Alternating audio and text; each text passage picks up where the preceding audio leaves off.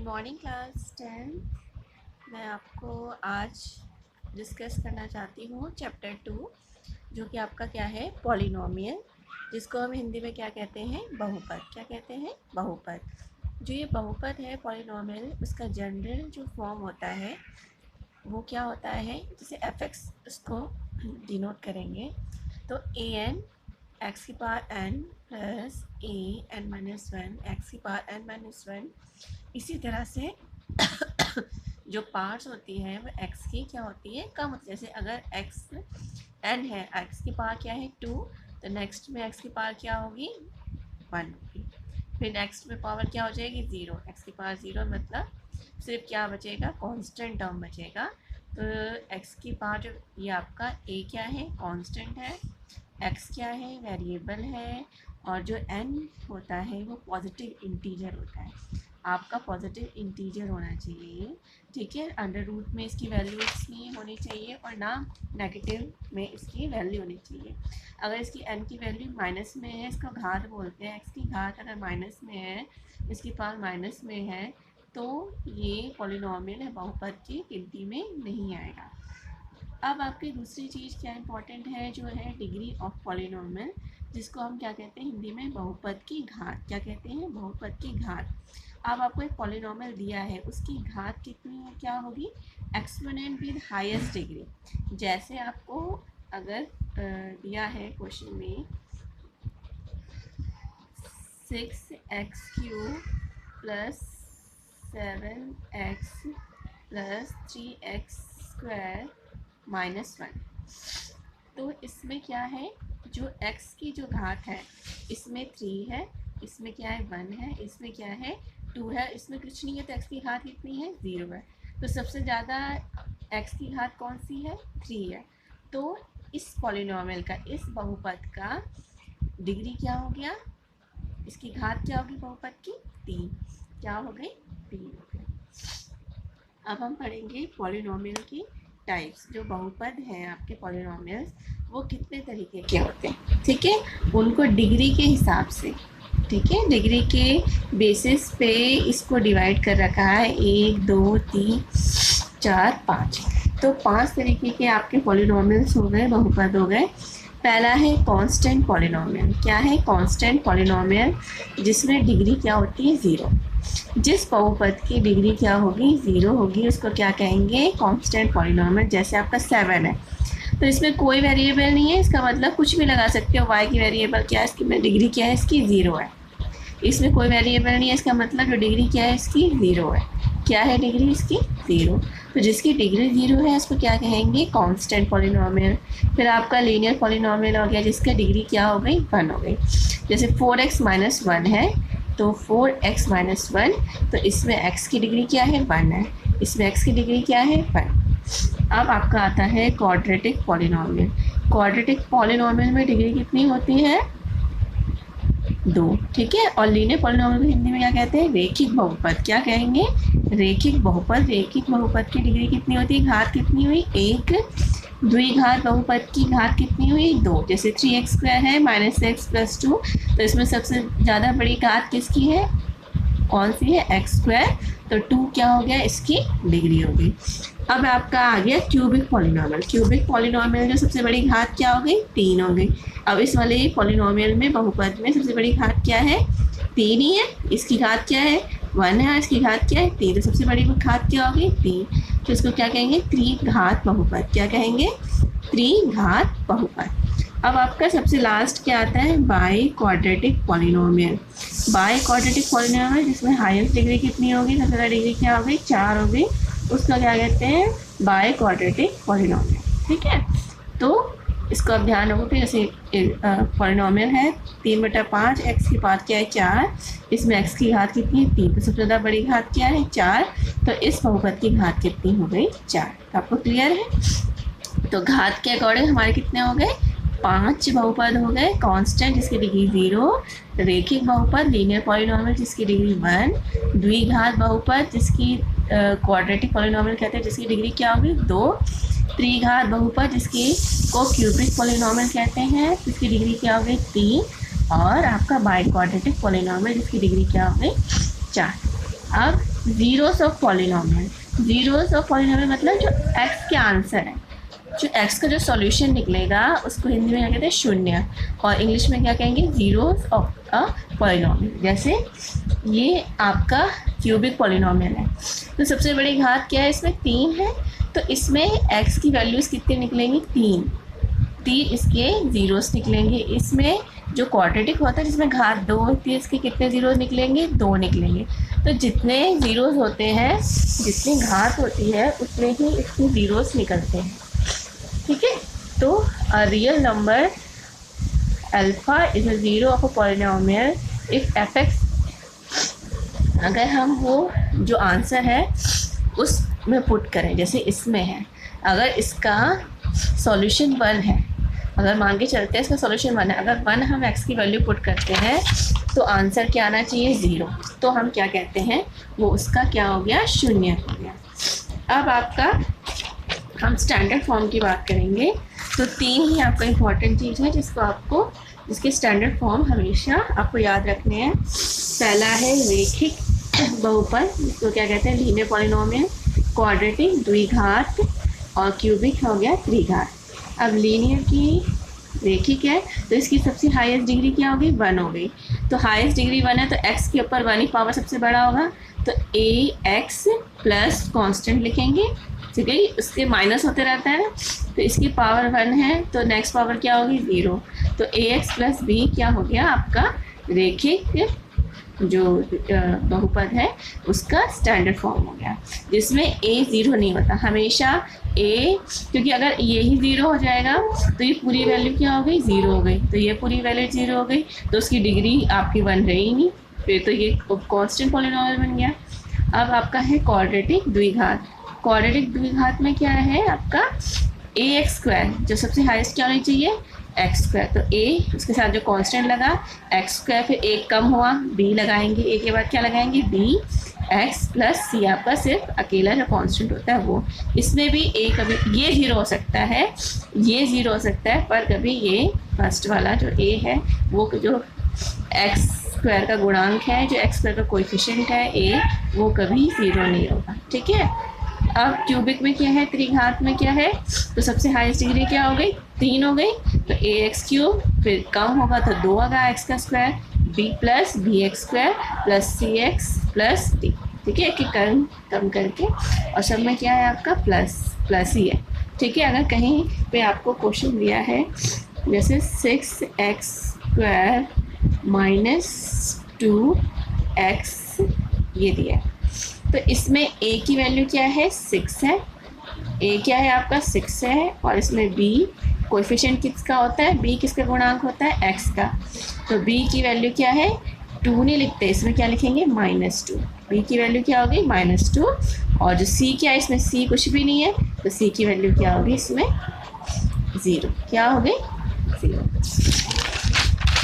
अब हमें क्या इंपॉर्टेंट चीज़ है, ग्राफ ऑफ पॉलिनोमियल्स, कि इनके ग्राफ कैसे होते हैं। अगर हम ग्राफ पहचानना हो, ये कौन से वाले बहुपद के ग्राफ हैं, तो हम कैसे पहचानेंगे। पहले आपका सबसे सिंपल है, सबसे इजी, लीनियर पॉलिनोमियल इसको कहते हैं, रेखीय बहुपद। इसके स्टैंडर्ड फॉर्म हमने लिखा f(x) = ax + b, ये इसका स्टैंडर्ड फॉर्म है।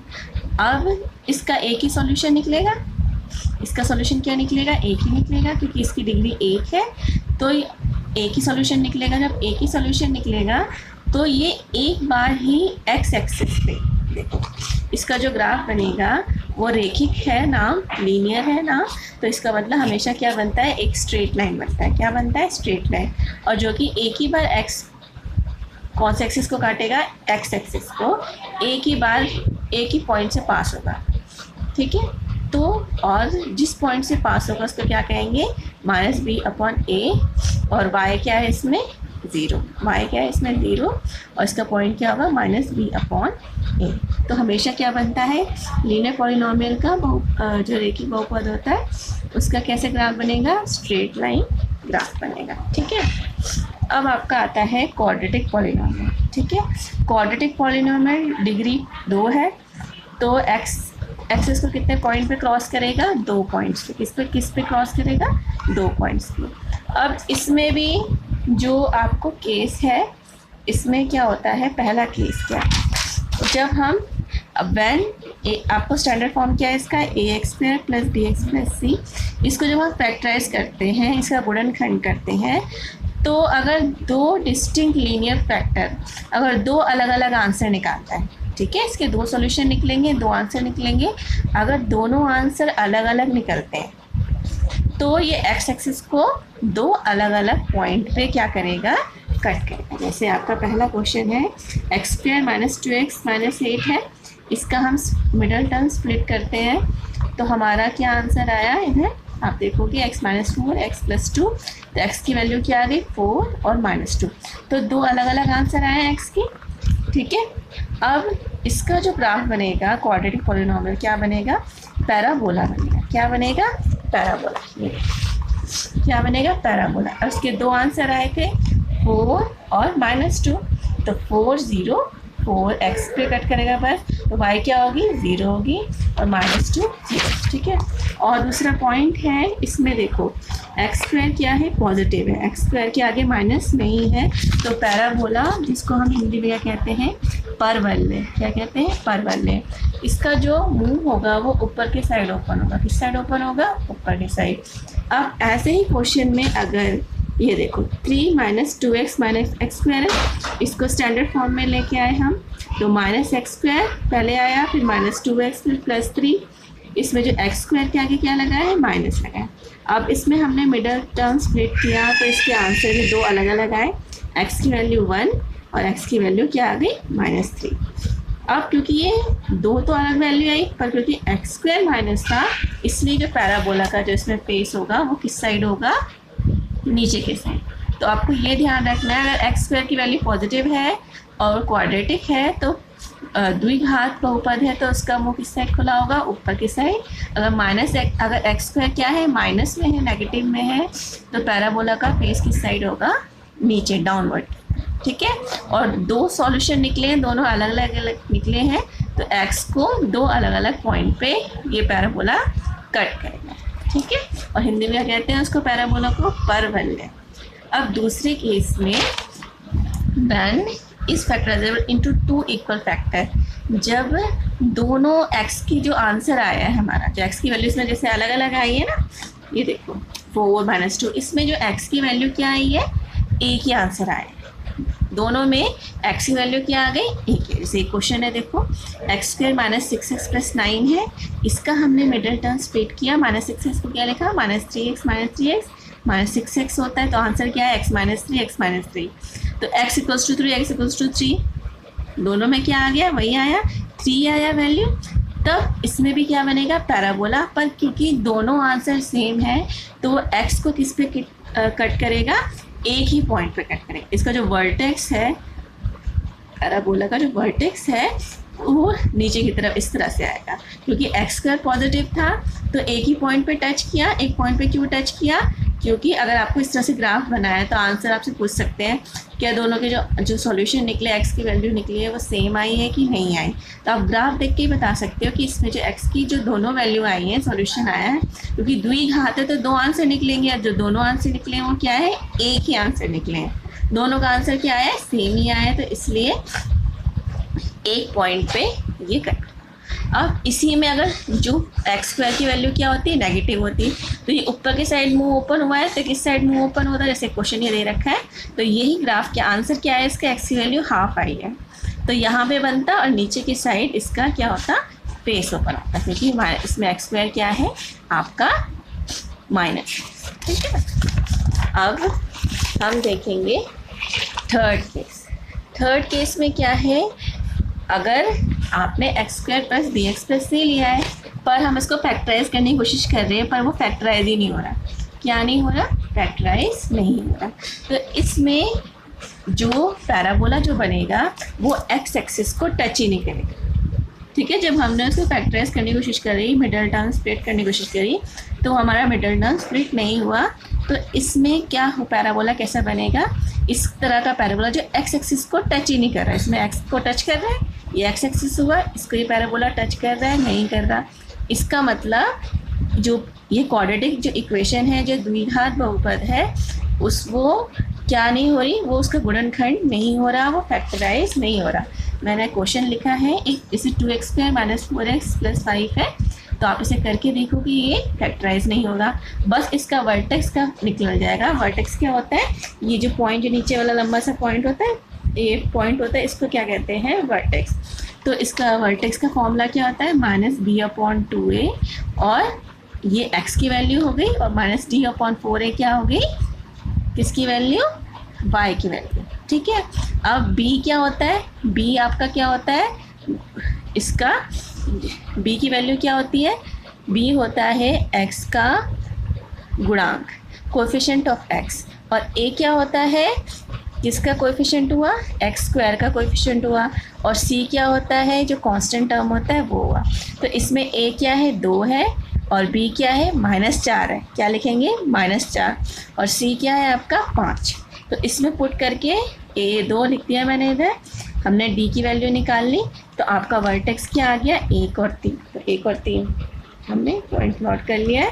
तो जो x को टच ना करे, इसका मतलब क्या हो गया, वो गुणनखंड, वो जो द्विघात बहुपद है, वो जो पॉलिनोमियल है, क्वाड्रेटिक पॉलिनोमियल, वो क्या नहीं हो रहा, क्या नहीं हो रहा, फैक्टराइज नहीं हो रहा। तो क्वाड्रेटिक पॉलिनोमियल आपके 3 टाइप्स के हो गए, जिसका ग्राफ बनेगा।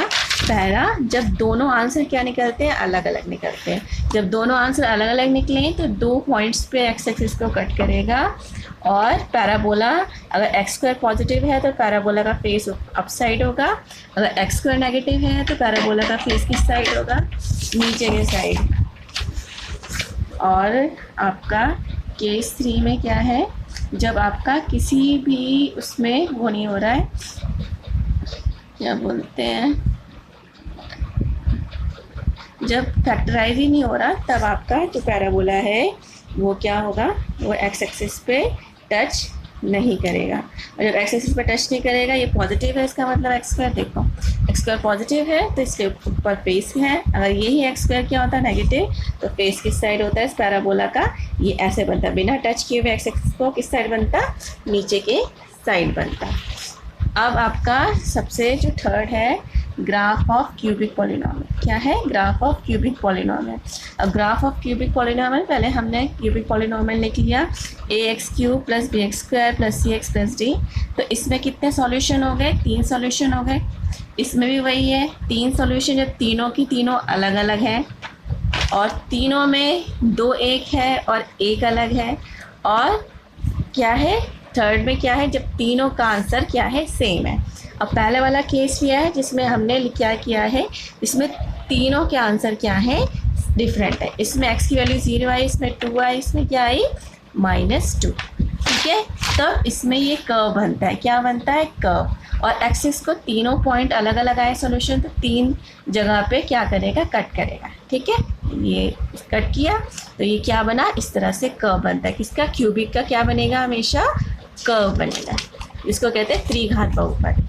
अब दूसरे केस में क्या होता है, जब 2 आंसर सेम है, इस देखो ये क्वेश्चन है, इसमें क्या है, 2 आंसर सेम आए, इसमें x की वैल्यू 0 है, इस तरह से फैक्टराइज हुआ तो इसमें x की वैल्यू 0 आ गई, इस x की वैल्यू भी क्या आ गई, 0, और इसमें x की वैल्यू क्या आ गई, 2, क्या आ गई, 2। तो इसमें 2 आइडेंटिकल हुआ, तो इसका मतलब सिर्फ 2 पॉइंट पे टच करेगा, तो 2 पॉइंट पे टच करेगा, 0 0, और दूसरा अगर x 0 है, x 2 है, तो y क्या होगा, हमेशा इसमें क्या होगा, 0 होगा।